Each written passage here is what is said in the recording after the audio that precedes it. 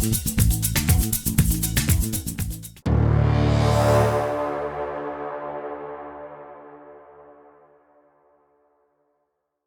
Kanyakumari, you will need at least a day to visit all the important tourist places.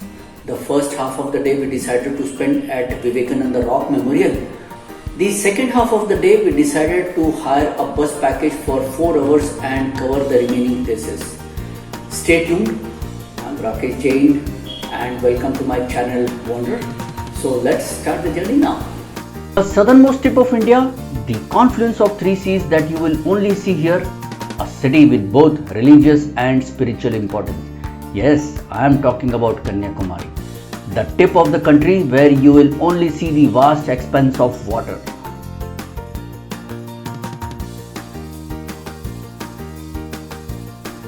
I decided to head towards the Amman Temple or the Bhagwathi Amman Temple first. This is hardly 200 meters from the boat jetty, the place from where you take the boat towards the Vivekananda Rock Memorial. The temple closes at 12:30 pm and again will reopen only around 4 pm. It is one of the 108 Shakti Peethas and this temple is the home of goddess Devi Kanyakumari. The temple is more than 3000 years old.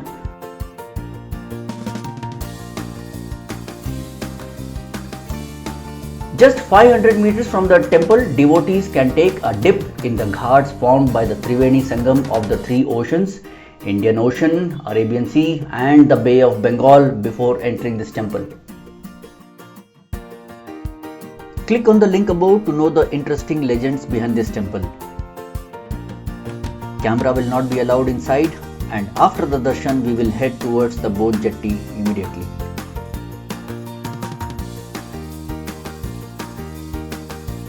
So that's the long queue that we have for this boat jetty that we will be taking now towards the Vivekananda Rock Memorial. If I'm not wrong, this must be at least around 300 to 400 people in this queue. So probably we are expecting at least it should take us 1 hour at least to be in the queue. Please note the ferry timings. It's from 7:45 am to 4 pm. See the queue for 50 rupees ticket, quite a huge one.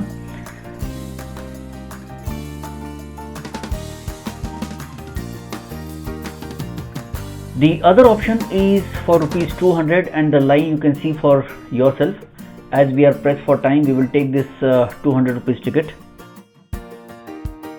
The 50 rupees and the 200 rupees ticket will merge into this common queue, so there could be a waiting time of 15 or 30 minutes here also.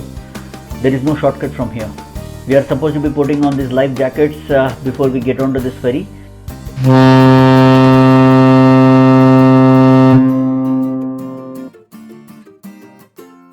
We were lucky to get the window seat. Within 10 minutes, the ferry got full and was ready to go. The ride lasts for 10 to 15 minutes.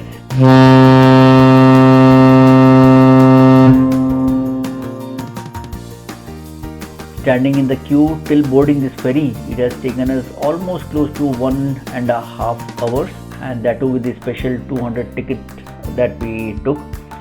Else this would have taken us easily around 2.5 hours with the 50 rupees ticket.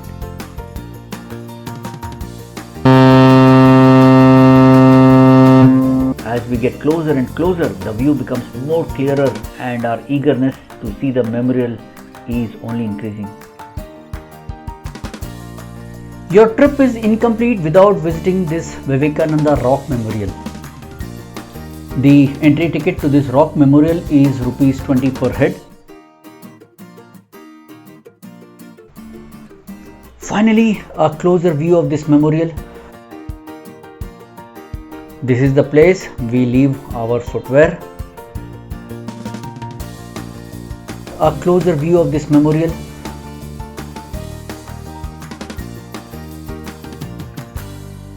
Look at the view of the city from here. It is a different joy of standing at the southernmost tip of India where there is a confluence of 3 oceans, Bay of Bengal, Arabian Sea and Indian Ocean. You can see the Thiruvalluvar statue from here, and stay tuned with me as I will speak about an interesting fact about this statue.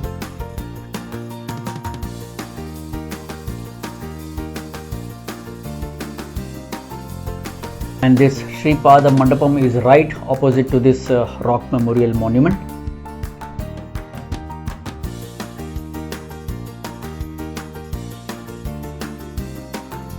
This rock is essentially the rock where Swami Vivekananda visited during 24th, 25th and 26th December in 1892 for deep meditation and enlightenment. Hence, this memorial is built to commemorate the visit of Swami Vivekananda to this Sri Pada Parai. According to legend, it was on this rock that the goddess Kanyakumari did her penance.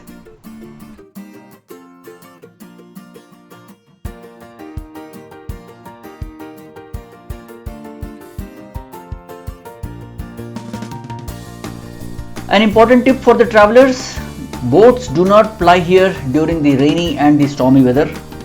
This statue and the memorial are very well visible even from the mainland. Come here before the sunset and you will enjoy the view.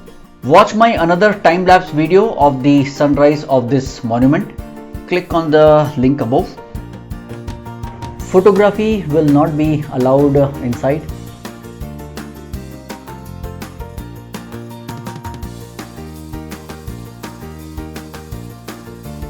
This is a closer view of what's inside the memorial, and that's another best closer view that I can get from the exit, as the photography was not allowed inside. This is the Thiruvalluvar statue. This monument was built in honor of Thiruvalluvar, who was an eminent Tamil poet and also a philosopher. The height of the statue is 95 feet and the height of the pedestal is 38 feet.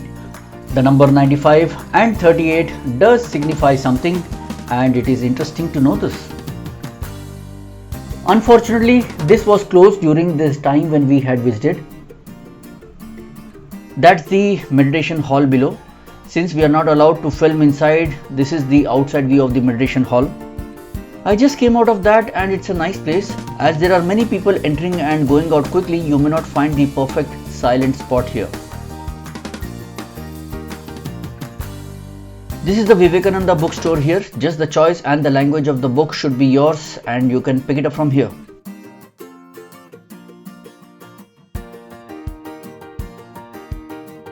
If someone is interested in the Vivekananda Shivir, then one can note down the details from here. Let me capture this beautiful view just for the last time before we head towards our next destination.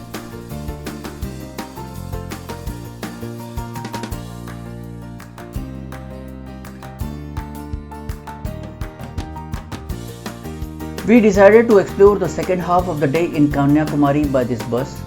It was supposed to leave at 2 p.m. but left only at 3 p.m. Now it's almost 3:30 p.m. The charges per head is rupees 150.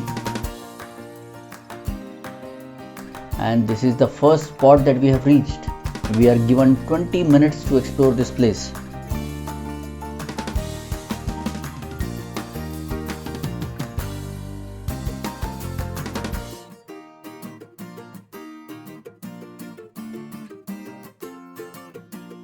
This is the Wattakutai Fort. The fort is surrounded by these majestic walls of around 25 to 26 feet height. The Wattakutai Fort has been declared as a protected site and comes under the administration of Indian Archaeological Department.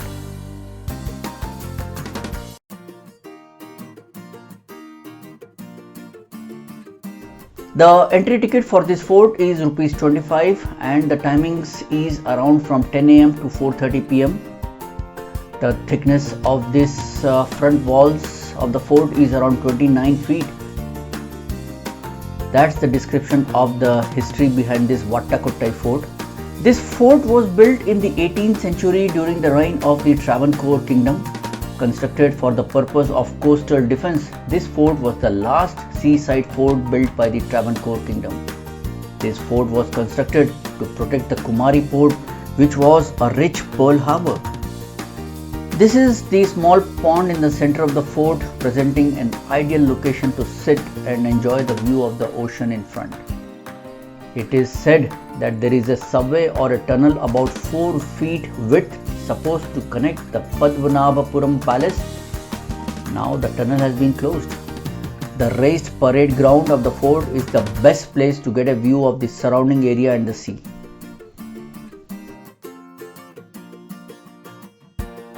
The walls of the fort are carved with motifs of fish. The fish motif was extensively used by the Pandya kingdom. As per the various archaeologists, this fort must have been under the rule of Pandyas for some time. The striking aspect is the black sand beaches which you can see here. The mesmerizing view from the fort is another reason why you should plan a visit to this Vattakottai Fort. The view of vast spread of serene ocean on one side and the mystical Western Ghats on the other side is undoubtedly hypnotizing.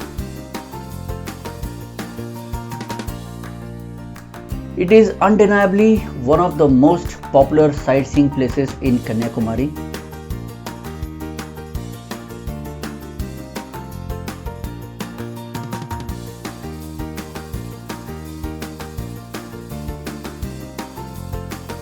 We are now heading towards the next tourist attraction here in Kanyakumari, and that is the Sai Baba Temple. This is the Sai Baba Temple here.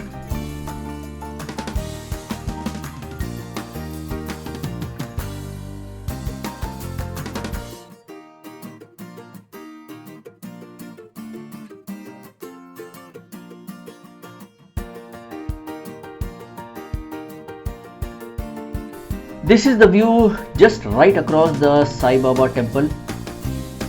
You will see the Sai Baba Temple on your way if you are coming from Nagarkoil to Kanyakumari by road. Quite an impressive big temple here.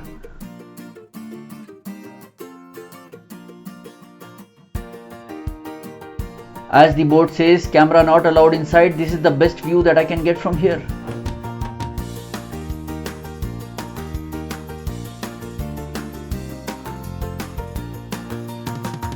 Our next destination is the Tanumalayan Temple or the Thanumalayan Kovil. It is also referred to as Suchindram Temple by the locals. This is the huge temple tank on the right side of the temple. Water from here is used for temple activities. In Tamil Nadu, you will find a lot of temples where there is a huge temple tank and a small temple in between them. That view itself is mesmerizing. The beauty of it is enhanced when in the night the reflections of the small temple falls in the water. You will see in my Kanchipuram series video where I have captured the reflections of the temple in the night just using a 10,000 rupees camera. Tanumalayan Temple is the sacred shrine dedicated to three Murtis, Brahma, Vishnu and Shiva. Tanumalayan is a combination of three words where Tanu stands for Shiva, Mal for Vishnu and Ayan is a name of Brahma. As the name suggests, the trinity of these Hindu deities is worshipped in this temple.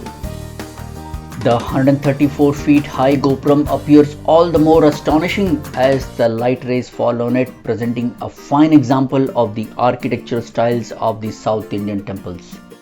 Every year, Rathotsava and Teppam festival is celebrated in this temple that attracts thousands of people.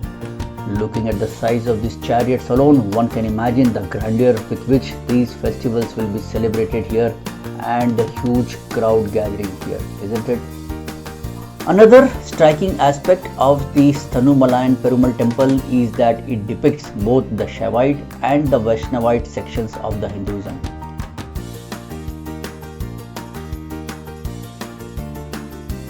This is the surrounding view of the temple.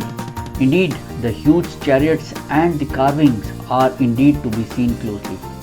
The temple timings are from 4:30 am till 11:30 am and in the evening from 5 pm till 8:30 pm. One of the major highlights of this temple is the 4 musical pillars with a height of 18 feet carved out of a single stone placed in the Alankara Mandapam here. These musical pillars emit a variety of musical notes when struck with a thumb. This temple represents great architectural magnificence. This temple was renovated in the 17th century and its inscriptions dates back to the 9th century. The temple also houses massive statues of Anjaneya and Nandini, which are one of its kind. I believe the Nandi statue is the biggest in the country. Click on the link above to know the interesting legends behind this temple. As the camera is not allowed inside, this is the best I could shoot. I highly encourage the viewers to visit them. We are now heading towards the sunset viewpoint. The clear sky and the road is good. We are excited to watch the sunset from the southernmost tip of India.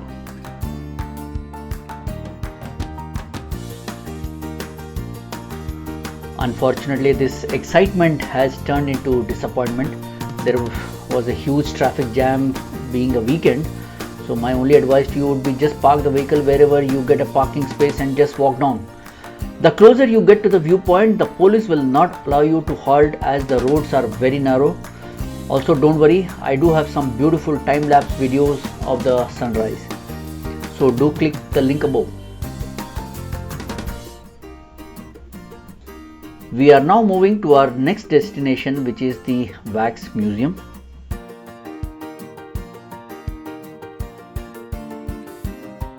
This is the Wax Museum. See the orangish shade of the clear sky, and the building right over there is the Kanyakumari railway station. Not many people here, and I was surprised to find that that's the railway station here actually. Watch my another video on the Vivekananda Rock Memorial by clicking on the link above. That's the destination we covered in the first half of the day. From here, our bus is heading towards the last tourist spot of the day, and that's the Vivekananda Kendra to see the Ramayana Darshanam, a pictorial gallery of the significant episodes from the Ramayana.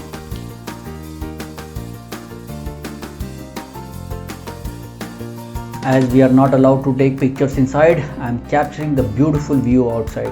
Inside the gallery, you will see the intricate detailing and the sheer magnificence portrayed on canvas and framed in ornamental teak wood frame will leave you in awe. Thus, you move back in time and experience the glory of Lord Rama's era. If you are interested in paintings, then this is a place for you. We were told that this was just by one artist.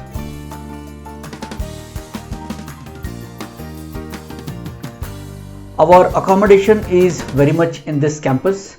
Click on the link above to find out more about the accommodation details. So that's the end of today's journey in Kanyakumari. I know it was exhausting, and I'm sure you would have enjoyed this journey with me. If so, do like, subscribe and share the link with others. Thank you.